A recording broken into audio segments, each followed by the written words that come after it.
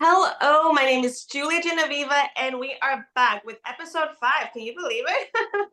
It's gonna get artsy with Julia Genoveva and my co-host. That's Ferrari. So, first of all, I am loving the weather we're having in New York this weekend. It just feels like spring, and as you can see, I'm wearing a bright color, so it cheers me up. So today we are here to talk about my play, actually, that I have written and directed, Gray Spectrum, and a run that we are having at the Producers Club. I'll give you all the information afterwards, but first I want to get started right away talking to my co-producer, Gus Ferrari, and also like these amazing actors that are in this play. So just quick background, this play was part of my production Crossroads that we did last October, which was also in the Producers Club. So we have been busy rehearsing, and now I am so glad I get to sit with the cast and try to get into the mind of the characters. So with this being said, I do have a question, and I would like to start with Candice. Candice, please tell us a little bit about yourself, the role that you are playing, talk about your character, and is there something you're trying to accomplish as the actor playing this role with doing something different based on last year's run and now this new run that we are participating in?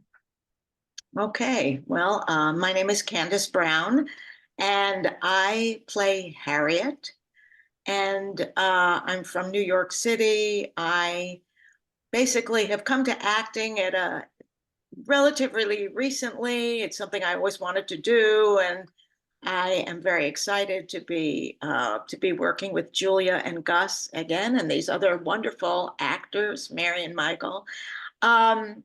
I guess I see Harriet as someone who tries to connect with Thomas, and she has lost someone important to her, her husband, and she shares with Gus her feelings about, without giving away too much, her feelings about both being alone and both honoring her husband.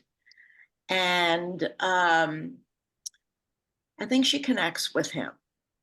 I was thrilled to do the role in October, thrilled to be doing it again.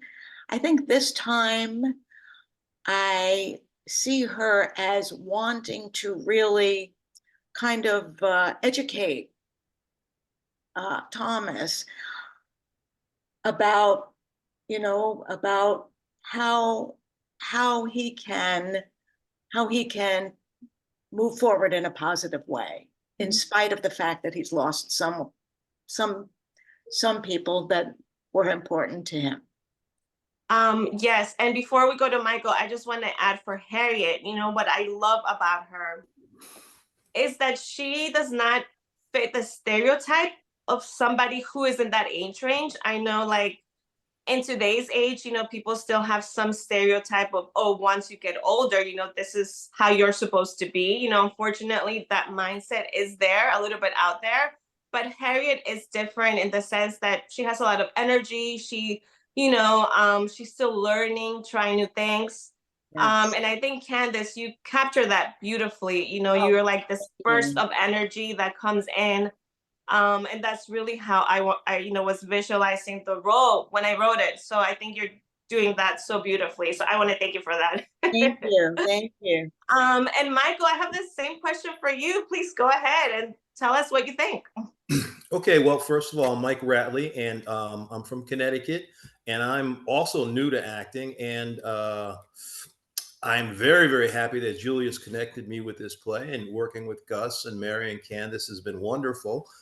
The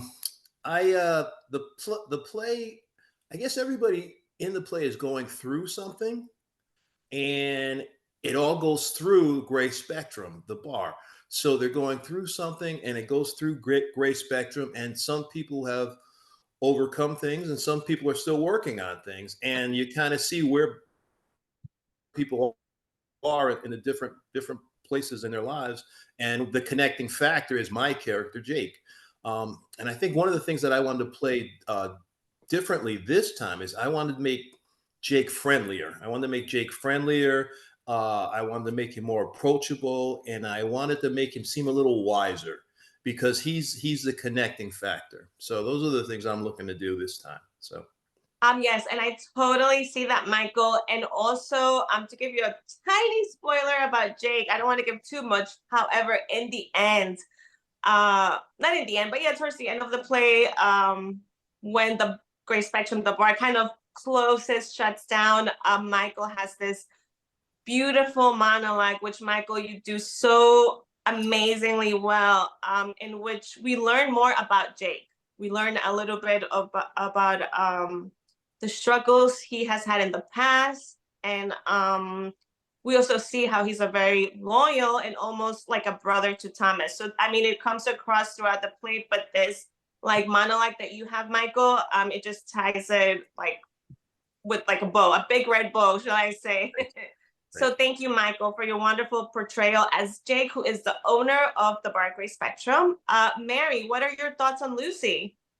Yes, so my name is Mary Sheridan, and I'm from Montana and raised in Washington State, and now I'm a full-fledged New Yorker. And so Lucy, the thing about this play is it's very small. I just have like 4 pages, but there's like so much going on and so much depth, and I really appreciate the challenge. Thank you, Julia. And my thoughts, I don't want to give anything away or say anything too specific, but I've become really interested in kind of mental health issues and loss, and there's a lot that's happened in my life that's made me reflect on those things, and I feel like Lucy is like the perfect chance for me to show that. Yeah, and on that note, I have to say, we'll be seeing more of Lucy in future Gray Spectrum productions, and I will say more about that later. And Mary, what I'm loving so much about your portrayal of Lucy is that you make her a very relatable character. This play does touch in mental health, suicide, and those topics that are very relevant today. With we all are going through our challenges, and I think Mary, the way you do that scene, it is 4 pages, however, it's so important because you point out the struggles that some of us are going through. And I really appreciate how you do that in a way that, you let us in and we can connect with Lucy in that way.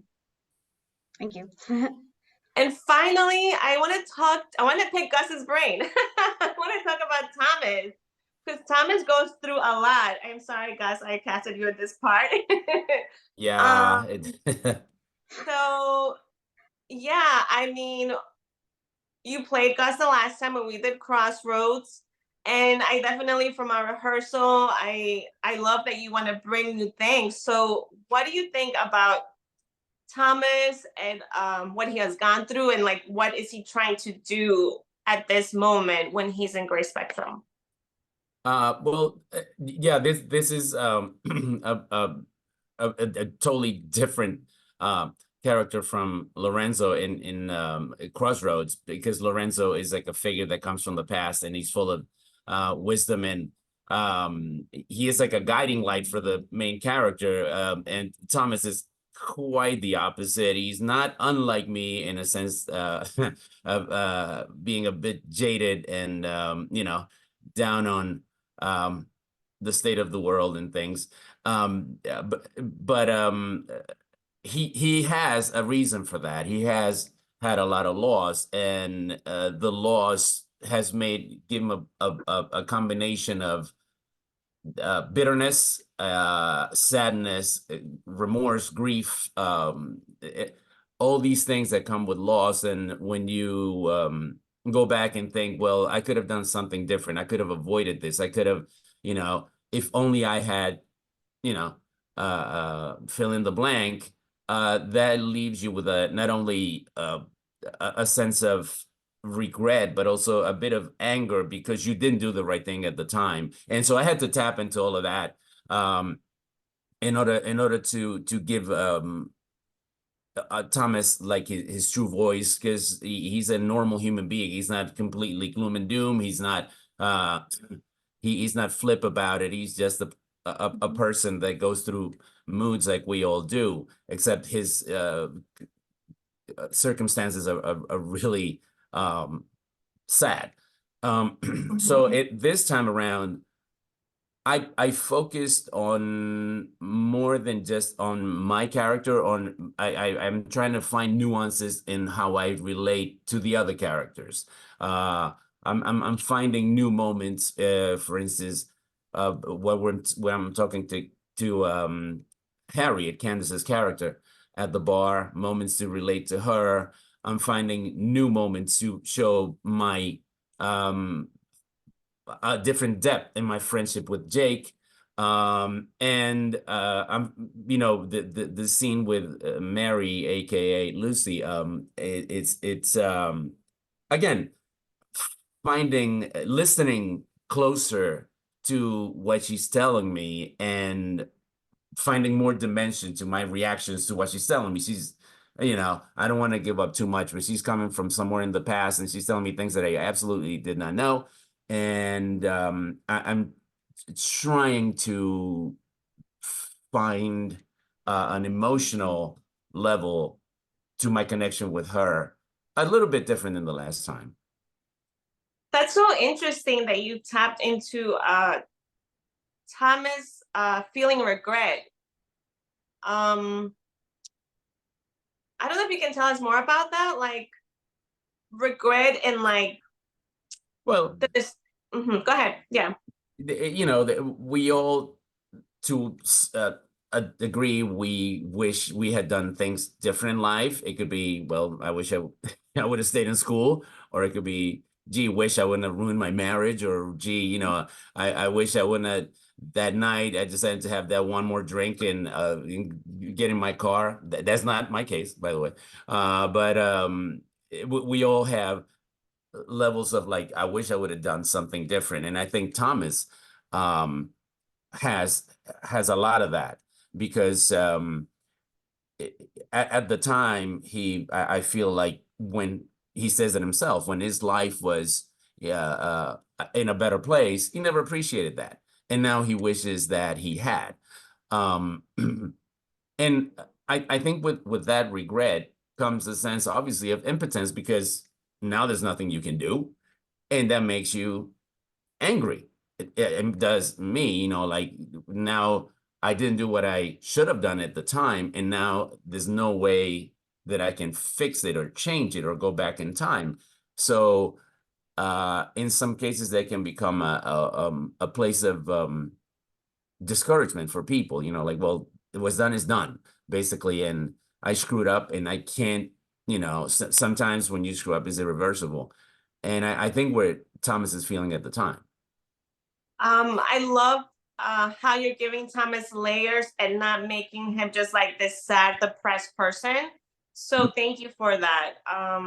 Yeah, and full disclosure, I saw this play, the first time I saw this play performed, Julia asked me to do lights and sound for it. And it was a perfectly, absolutely awesome performance. All the actors, it was a completely different cast, for the audience know this. And the performance was outstanding. But as the actor that I am, I'm like, man, this Thomas guy, I wish I could get my hands on this character and, see what I can do with it. And now I got my chance. Thank you. I love your portrayal of Thomas, and I love how you are adding a lot of dimension to him and depth. I think that's important. Oh, and actually, this time around, I'm playing Alice. So before I stepped in the role, previously back in October, Alice was played by Irina Escarola, and in the festival that Gus is referring to, which happened in 2021, the New York Theater Festival, Alice was played by Mary Rattley, a very great friend and talented actress of ours.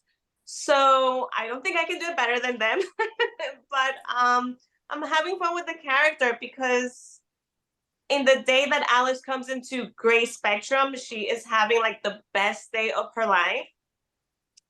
And connect with her on the level that, you know, she has gone through her struggles and now things are looking up for her. So she is really taking that in, enjoying it. You know, like, for example, I'll just tell you one thing. Finally, her family, her husband, her and her son have been able to get a house. You know, it's something that they've been working for many, many years. It took a lot of sacrifice. Alice's character, her mom really helped, you know, support the family and like babysit their son, Trey, her grandson.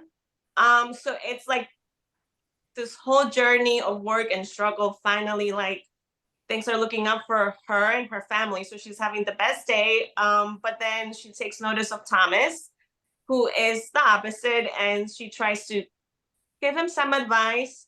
But of course, in that moment, he is not ready to receive it yet. So you know, I'm just looking for to play this character based on the way that I see her. And I'm really having fun with the role. I am only in the play for like 2 or 3 minutes. However, I'm really enjoying being on the stage and acting with all these actors, at least for like 2 to 3 minutes. It's been a lot of fun. And then I have one question for Candice, actually. So, because you are there watching the interaction between my character Alice and, you know, Gus as Thomas. So while you're there, like, what are you thinking? And what makes you finally reach out to Thomas while you're there having your very fancy glass of red wine? I think that I am finding you as the character a little bit too much. You know, just sort of, you know, people who are just like too much, you know, and they can be slightly annoying. And I think that I'm listening to the whole conversation, and I'm also listening to how Thomas is reacting. So when I come on, you know, when I start to talk to him, I've already heard some things about what's going on. And I feel like I can relate to him more than this other person. But I find it slightly annoying. So. It's true. I ruffle a little some feathers when I come in. Yeah, it's just like too much. But it's very interesting because I had the opportunity to also work with Irina. And so this is the beauty, I think, of different people, seeing different people acting in a role. And it's just everybody, every actor is themselves and brings themselves to any role. So you play it both very well, but very differently, you know, and it's very interesting and very enjoyable experience. Thank you for saying that. So before I talk about the future of Gray Spectrum and announce the dates of our upcoming run, I want to ask each actor, why did you choose to be an actor? What was the one thing that you were like, oh, this is what I want to do? Candice, we can start with you, please. Well, my experience is, I think, a little bit different because I had a completely different career. I was, and I am, a librarian, and I was the director of a public library, but I always had this passion in me, always. And I started taking acting classes right before the pandemic. And I went to an audition for a show called Music Man Senior. And it was like, and of course, then it failed. It didn't fail, but it didn't go on because of the pandemic. But during that time, I realized that I had to act, that just being in the class was fun and great. And I met all these people, but I really I had that passion to just really act. And so that's how I came to that, and probably started doing that in about, I guess, about over a year ago in January 23. And I am loving it. I am loving it. It's just opened a whole new world to me and met so many wonderful people, and it's just been great. Great. So you got the bug, the acting bug. Michael, what about you? I kind of came into it. I kind of came into it in an interesting way. I kind of fell in through the back door, I guess I would say. I was never really interested in acting, and I got a chance to do it accidentally, and I loved it. And I just love the rush. I just love the rush. I love acting classes. I love the interaction. I love scene prep. I really do. And I just really, really enjoy the intellectual part of it. I've been meeting great people. You've been unbelievably helpful to me. I mean, you and I met kind of by accident, and we had a talk on the way to the train, and that's brought all this about. So like I said, it's all kind of accidental to me, and I've just really enjoyed it. And I just the opportunity of getting on stage each time is just unbelievable for me. So now that you mentioned, yeah, I remember that conversation that we had. So the way Michael and I met, oh my God, you guys, this is so funny. So we were cast in a play by Ken Wolf, who is the co-artistic director of Manhattan Repertory Theater, in a play where we had to play plants. So right. that's Plant Ho was the play. And that's how we met. And then, we've been buddies ever since. And we were walking, I was going to Port Authority, Michael at Grand Central, right? That's where you were Grand going. Central, yeah. And we just started talking, and I told them about Genoveva Productions and the things that I do. And we just were like buddies ever since. So I'm so grateful for Ken, because that's how we met. Yes. So Mary, what about you? What are your thoughts on this? Yes, well, I've been doing it my whole life, pretty much. I started as a kid who had tons of energy, and I grew up in a place where like sports were a big deal, and sports are wonderful, but I am not athletic at all. And so I started doing like acting and singing as something else to try, and I have some natural gifts there. So I was like, oh, thank goodness I found my, hobby. And then when I got to college, I was like, okay, now I'm going to be serious and I'm not going to act. Too practical for it. But speaking of mental health, I became really depressed. So I just kept doing it. And I find that if I'm involved in performing and pursuing my passion of acting and singing, then I don't feel depressed. And then after college, moving to New York, for years I played like kids because I'm small and short, and ingenues like Innocent Girls Next Door.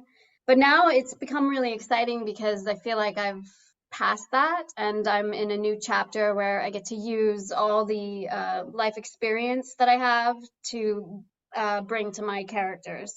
So I'm getting to play like a whole variety of characters that have a lot of depth and have a lot to say. Yes. Wow, Mary, I didn't know that, the whole backstory. So I really appreciate you sharing that with us. I think depression affects us all in some way or another, in certain stages of our life. So that is so brave for you to, talk about that. So thank you. And I love working with you because you always bring something new to each role that you're playing. I want to say also that Mary is playing Vivian in our full-length version of Elaine, which is part of the New York Theater Festival in June. So that's a completely different character than Lucy. So every role that you play, whether it's dramatic or comedic, because I have casted you in funny roles too. They have not all been serious. You always like add a little something extra, something new. So thank you. Well, thank you. Gus, I know a little bit about your story, but our viewers don't. So tell us, please, about acting and how you got into it. I think we touched it on the first episode. It was I was coming off of like a bit of for those who don't know, I used to do music, play with bands, write my own music, and hell, if you think it's hard getting a part as an actor, try becoming a recording artist and sell yourself as someone. It's really crazy. But finally I managed to hook up with a small recording label, and they gave me a contract for one song. It was going to be one single. For those of you who are old enough, there was a 12-inch single long version, and the owner of the label passed away, and his son sold everything, including my demos and my masters, and so that was it. I'm like, I don't have it in me to continue this, but I had to do something. I couldn't imagine myself doing a job where I couldn't use my creativity and imagination. So I didn't think about like, oh, I'm gonna go into acting. But as I was looking for something to just stimulate my creativity, I saw this ad in the paper for looking for extras. And I said, okay, this seems like a cool job. So I just went, and my first movie, I think it was either I was an extra in Carlito's Way or Howard Stern's Private Part, so I started meeting actual actors that were working in the background, and I started educating myself. And somebody said, well, why don't you take an acting class? And I said, oh, well, that could sound like a good idea. And that's how it started. So I was not like a kid when I started. I was like 30s. So this is it so far. It's so interesting the way things in life happen, like totally unexpected. And thank you guys for sharing that story with us. That way, our viewers get to know you a little bit more. So for me, like I never ever thought I would be an actor, writer, producer, director. It's interesting. Like when I was a kid, I like to write in my journal. I love to watch movies, but it really happened kind of by accident. So by the time I graduated high school, it's when you're like 18 years old, it's like, okay, I need to go to college, I need to get a degree, I have to find a job, like what am I gonna do? So because I was creative in some way, like I really didn't know in what way, I enrolled in FIT, Fashion Institute of Technology. I got my fashion degree there. I still work in the fashion industry. But then my brother at the time, he was a filmmaker. He was working on a film. They needed extras. I just went with him because, I'm like 18 years old, 17, whatever, bored at home, nothing to do. So I went with him and just seeing the process. We were sitting like in this, it was some kind of like restaurant bistro downtown. And I remember it was the summer. It was really hot. It was like we were like in the outdoor dining of like a patio. So that was it. We did a scene. I loved it. And I'm like, this is what I want to do. I started enrolling in acting classes first, but just more watching. So I did that for a long time, just watching. I found out like, okay, I need a headshot, a resume, and just where to look for jobs. And then I would attend readings or things like that, or shows off of Broadway just to watch, just to see the process. So then and as the years progressed, more and more, I got more involved and I started to doing different things. I got into writing, and then I'm like, wow, I really love that, like the community theater vibe, and just the whole sense of community. And then I founded Genoveva Productions in 2009. So I've produced my own plays. I've co-produced with other playwrights, or I've produced the works of other playwrights as well. So it's been like a really, really fun ride. And interesting fact, actually, my grandfather, his name is Sigifredo Salas. He was a very well-known filmmaker in South America during the 30s, 1930s in Peru. However, I never connected that together. But it was my mom who later on was like, oh my God, you're doing the same thing that your grandfather did. And, this happened much later. By then I was like in my 30s.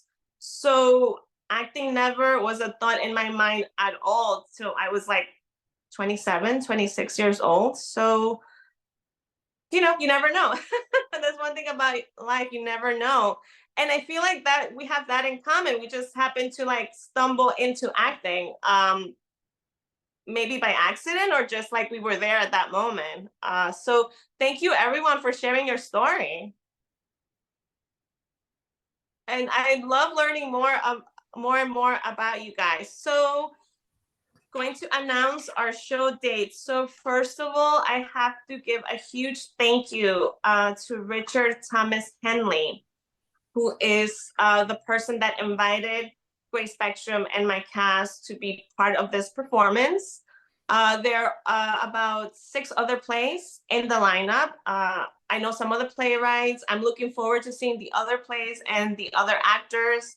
I've been following them on social media, and all the plays just look amazing, like ours. So to give you the information, I will post it. The link is below. Tickets are on sale via Eventbrite. So we open Thursday, March 21st. March 21st, so that's only a few days away. So it's Thursday, March 21st at 6:30 p.m. Then Friday, March 22nd, also at 6:30 p.m. Then Saturday, March 23rd, we have 2 performances. The first one is at 1 p.m. and the second one is at 5 p.m. And the Producers Club Crown Theater is located in 358 West 44th Street. Unfortunately, at this space, there are no elevators, but it's a very just short flight of stairs. You just go up a couple of steps, like 7 or 8 steps, and then you're there in the theater. I can't wait to see you all there. I want to thank these actors for being part of the second run of Gray Spectrum. Also, I do want to talk a little bit about the play, just to give you like a sense of the plot. So the play is about Thomas, who, like Gus pointed out, is going through struggles, has had a lot of loss. He goes into the bar Gray Spectrum to talk to his buddy Jake, who knows exactly every little thing that Thomas has gone through. Initially, you know, Thomas is trying to, I guess, either figure out his next step or like trying to get his mind off what he's going through. And in that moment, he meets other patrons, other characters like Candice and myself. And then there's a very important scene with Lucy, which I don't want to give that away of how they meet. So that's what happens in the play. And in the end, you know, I think the audience will see what direction is Thomas gonna go in. Like, is he gonna change? Is he gonna give up? What is he gonna do?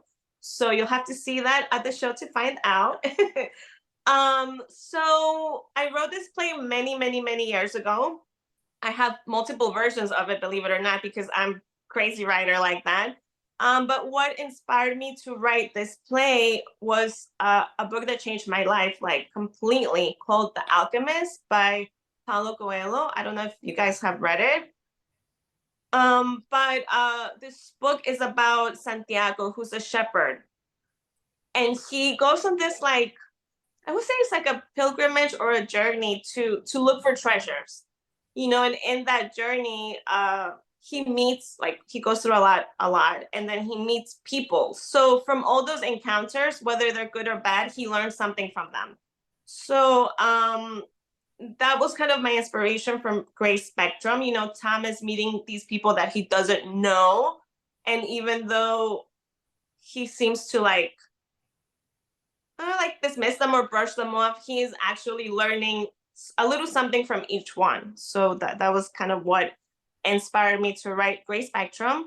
And finally, I will say that there is a full-length version coming. So it's been on my mind for a while, but what finally gave me the yes in my mind was at our last rehearsal.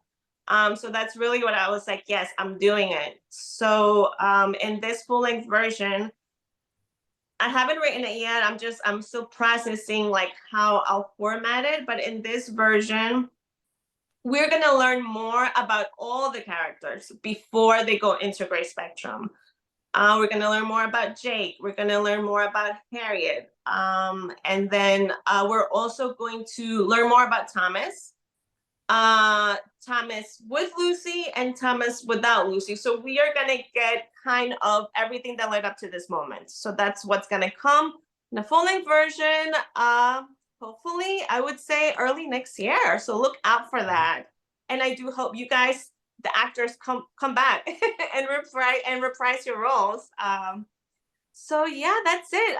Any last thoughts or comments from you guys? See you all at the show. I hope everybody can make it. Actually, I do have to say that I mean, the show is about Thomas and I play Thomas, so I guess that makes me the lead or whatever. But it would be like impossible to deliver a convincing performance if it wasn't for these folks. There's I mean, nothing that I do on stage I would be able to do if I wasn't reacting to their honesty and their excellent performance and what they bring. You know, it's just they do have my job for me. Basically, they made me feel whatever I'm feeling at the moment. They bring it on, and I react to them. I wouldn't be able to do this at all without them. So thank you guys.